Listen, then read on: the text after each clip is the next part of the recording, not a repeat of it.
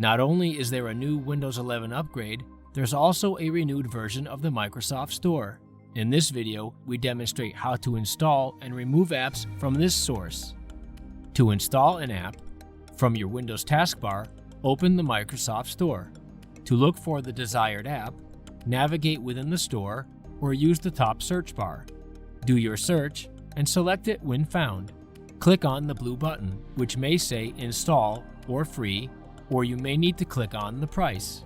Follow the installation process, and after the download, just open the app.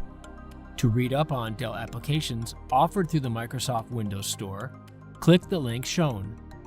To remove an app, go to Start and go into Settings. Over to the left, select Apps, then click on Apps and Features. Scroll down the apps list or type the app name in the search box to locate the app you want to remove. Click the three dots to the right and select Uninstall, and then uninstall again.